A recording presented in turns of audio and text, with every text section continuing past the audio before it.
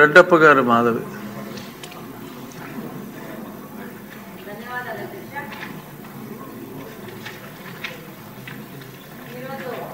రాష్ట్రంలో ఈ మాదక ద్రవ్యాల విషయం వస్తే ఈ స్కూల్స్ దగ్గర సరౌండింగ్లో ఉన్న కూల్ డ్రింక్ షాప్లో కానీ దాంట్లో కానీ మరి ఏ మత్తు పదార్థం కలుపుతున్నారో తెలియదు కానీ ఆ మత్తు పదార్థం ఇచ్చి ఆడపిల్లలకు ముఖ్యంగా వాళ్ళకి షాప్కి వెళ్ళి కూల్ డ్రింక్ తాగితే దాంట్లో ఏదో కలిపి వాళ్ళని అలవాటు చేసి వాళ్ళ ద్వారా మిగతా ఆడపిల్లలను కూడా అట్రాక్ట్ చేసి దాని ద్వారా వాళ్ళని ఎక్స్‌ప్లాయిట్ చేసే పరిస్థితి ఉంది అధ్యక్ష.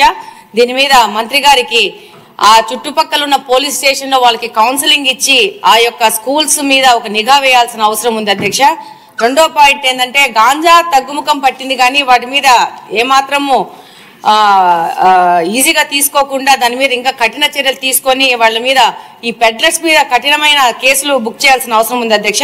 ముఖ్యంగా ఈ గాంజా తగ్గుముఖం పట్టింది కానీ ఇప్పుడు కొత్తగా సమాజంలో కనపడుతోంది ఏంటంటే పెయిన్ కిల్లర్స్ అత్యంత ప్రమాదకరమయ్యి డాక్టర్స్ ప్రిస్క్రిప్షన్తో మాత్రమే ఇచ్చే పెయిన్ కిల్లర్స్ని ఈ యొక్క మెడికల్ షాప్ వాళ్ళు తప్పు మార్గాల ద్వారా వాటి ప్రొక్యూర్ చేసి అంటే కొరియర్ ద్వారా అంటే ఒక ప్రాంతం నుంచి ఇంకో ప్రాంతానికి ఇంకో ప్రాంతం నుంచి ఇంకో ప్రాంతానికి లాస్ట్ వీళ్ళ దగ్గరకు వచ్చే విధంగా అంటే దాన్ని ఎలా కనుక్కోవాలో ఎలా వస్తుందో కూడా ఒక ఛాలెంజింగ్ పోలీసులకు ఛాలెంజ్ అయ్యే విధంగా తీసుకొచ్చేసి ఈ యొక్క పెయిన్ కిల్లర్స్ని యంగ్స్టర్స్కి యూత్కి అంటే 18 సంవత్సరాలు తక్కువ ఉన్న పిల్లలకి అంటే 12-11 సంవత్సరాలు ఉన్న పిల్లలకి అమ్మి దాన్ని వాళ్ళు ఇంజెక్షన్స్ రూపంలో ఎక్కించుకుంటున్నారు అధ్యక్ష బల్క్లో. దానివల్ల వాళ్ళ ఆరోగ్యం దెబ్బతింటా ఉంది. ఇంట్లో వాళ్ళు తల్లుల దగ్గర వాళ్ళని కొట్టి వాళ్ళని హింసించి కూడా డబ్బులు దొంగతనం చేయడం కానీ వాళ్ళని హింసించి తీసుకుపోవడం జరుగుతుంది వీటిని కొనుక్కోవడానికి. రెండో విషయం ఏంటంటే ఈ యొక్క పెయిన్ కిల్లర్స్ వాడడం వల్ల దాన్ని ఒక గ్రూప్ ఒకటేసారి ఒకటే ఇంజెక్షన్లో ఎక్కించుకోవడం వల్ల దానివల్ల అంటువ్యాధులు కూడా ప్రబలే అవకాశం ఉంది అధ్యక్ష. మరి దీన్ని హోమ్ మినిస్టర్ గారు ఎలా కంట్రోల్ చేస్తారో దీన్ని మెడికల్ షాప్స్ మీద ఎలా రైడ్ చేస్తారో మళ్ళీ కొరియర్ సంబంధంగా వస్తున్నాయి కాబట్టి దాని మీద ఎలా తీస్తారనేది వాళ్ళు సంపూర్ణంగా దాని మీద ఒక విశ్లేషణ చేయాల్సిన అవసరం ఉంది అధ్యక్ష. ముఖ్యంగా ఇప్పుడు గాంజా వీటన్నిటికంటే ముఖ్యంగా ఈ పెయిన్ కిల్లర్స్ కన్జంప్షన్ ఎక్కువ పెరిగిపోయింది. దీన్ని కంట్రోల్ కూడా చేయడం కూడా చాలా కష్టమైపోతుంది. దీన్ని మంత్రి గారి దృష్టికి తీసుకెళ్తున్నారు అధ్యక్ష మీ ద్వారా. థ్యాంక్ యూ అధ్యక్ష. మీ నియోజకవర్గం వరకు ఏం చేయాలో మీరు కూడా ప్లాన్ చేసుకోవచ్చు, అన్ని మంత్రి గారి మీద కాదు. మళ్ళీ ఏంటి మాధవ్ గారు? మా పరిధిలో ఎస్పీ గారి దగ్గరికి వెళ్ళి కంప్లైంట్ ఇవ్వడం జరిగింది, బాధితులను కూడా తీసుకెళ్లి చూపించడం జరిగింది. కానీ ఇది ఒక కాన్స్టిట్యున్సీ లెవెల్లో మా లెవెల్లో చేసే విషయం కాదు అధ్యక్ష. అంటే ఇప్పుడు తాడిపత్రి నుంచి ప్రొద్దుటూరు వచ్చి ప్రొద్దుటూరు నుంచి కడపకు వస్తుందంటే ప్రభుత్వ పరంగా దీని మీద కఠిన చర్యలు తీసుకోవాల్సిన అవసరం ఉంది. మా తాహెత్తుకు మించిన సమస్య అధ్యక్ష ఇది. అంటే కాదంటలేదు మాధవ్ గారు, కానీ ఒక్క హోంశాఖ బాధ్యతే కాదు ప్రతి ఎమ్మెల్యే కూడా ఇది బాధ్యత తీసుకుంటే మీరు అన్నట్టు 3-4 నియోజకవర్గాలు చెప్పారు, ఆ ఎమ్మెల్యేలు అందరూ కూడా బాధ్యత తీసుకుంటే ఇది అంత కష్టం కాదు. అంటే we have to give our helping hand as MLAs to the honourable home minister, then only there would be a comprehensive solution. Courier కంపెనీల మీద నిఘా వేయాల్సిన అవసరం ఉంది. దాంతోపాటు మెడికల్ షాప్స్ మీద సీరియస్ రైట్స్ చేయాల్సిన అవసరం ఉంది.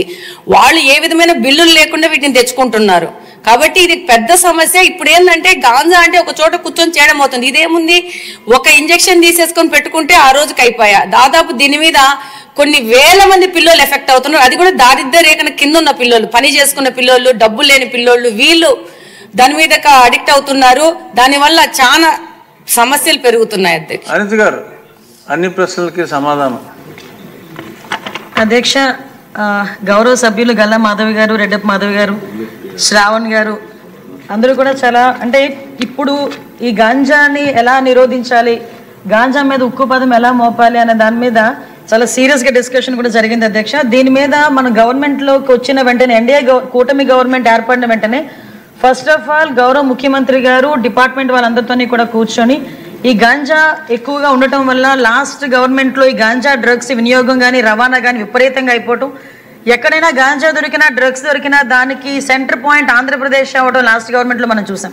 దీని నేపథ్యంలో ఫస్ట్ ఆఫ్ ఆల్ ఈ క్రైమ్ రేట్ని తగ్గించాలి అంటే ఈ గాంజాని అరికట్టాలి, అదేవిధంగా డ్రగ్స్ని అరికట్టాలి అనే ఏకైక ఉద్దేశంతో గౌరవ చంద్రబాబు నాయుడు గారు సీఎం గారు ఒక ఏర్పాటు చేసుకుని ఈగల్ అని ఒక సపరేట్గా ఒక వింగ్ని కూడా ఏర్పాటు చేయడం జరిగింది అధ్యక్ష. దానికి ఆంధ్రప్రదేశ్ ప్రభుత్వం కూడా GOMS నెంబర్ 145 మొన్ననే మనకు ఇచ్చారు అధ్యక్ష. మొన్న బడ్జెట్లో కూడా ఈగల్కి సపరేట్గా ఒక బడ్జెట్ని కూడా కేటాయించారు అధ్యక్ష. ఒక IC లెవెల్ ఆఫీసర్ని DIG లెవెల్ ఆఫీసర్ని ఏర్పాటు చేసి ఒక టీంని ఏర్పాటు చేయడమే కాకుండా ప్రతి జిల్లాలోని కూడా ఈగల్ టీమ్స్ని ఏర్పాటు చేయడం, అదేవిధంగా నార్కోటిక్ పోలీస్ స్టేషన్స్ని ప్రతి జిల్లాలో సుమారుగా 26 జిల్లాల్లోని కూడా అధ్యక్ష నార్కోటిక్ కంట్రోల్ సెల్స్ని ఏర్పాటు చేయడం కూడా జరిగింది అధ్యక్ష.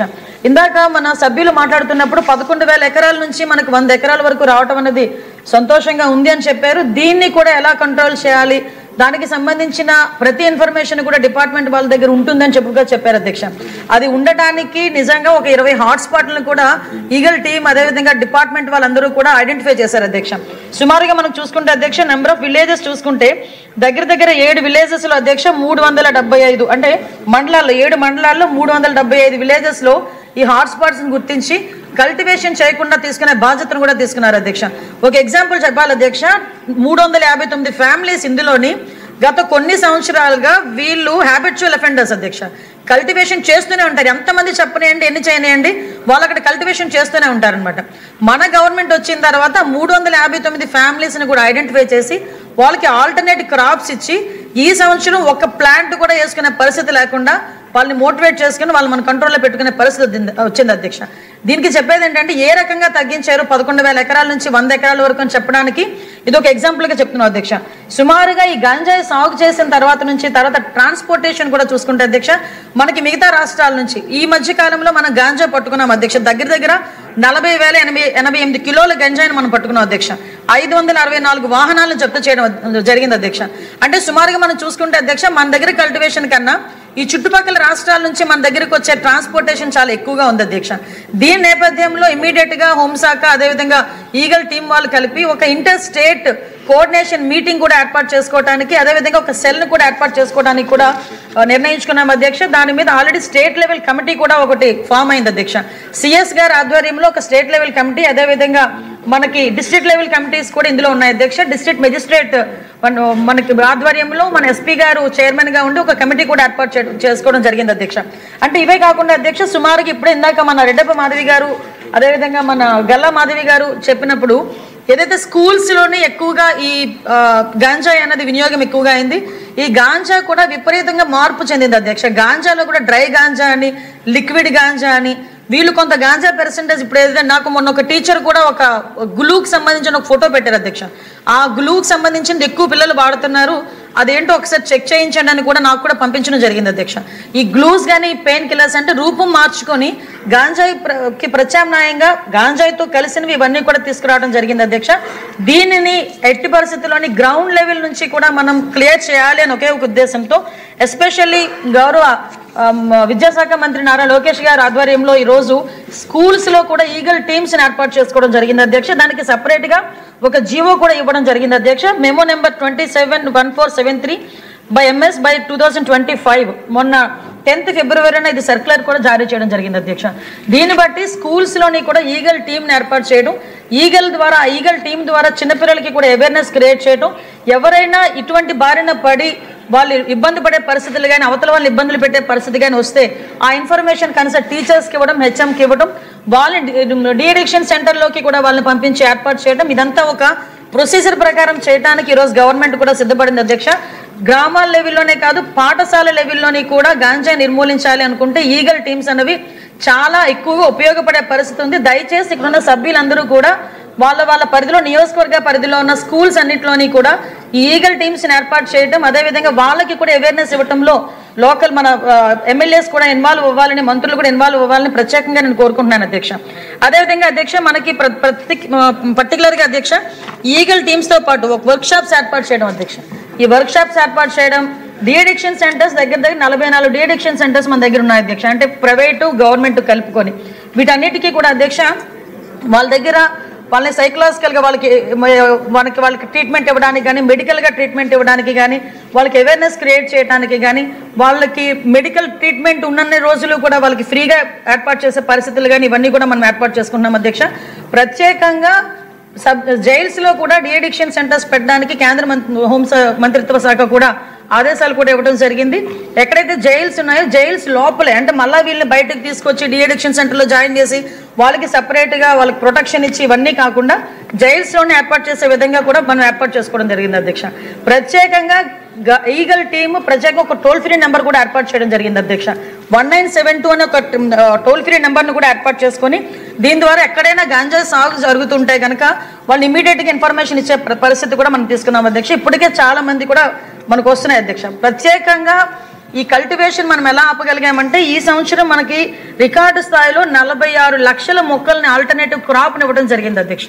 ఈ 8 months 9 monthsలోనే అంటే దగ్గర 21 సంబంధించిన 21 ఆల్టర్నేటివ్ క్రాప్స్ను కూడా మనకి ఇవ్వడం జరిగింది అధ్యక్ష.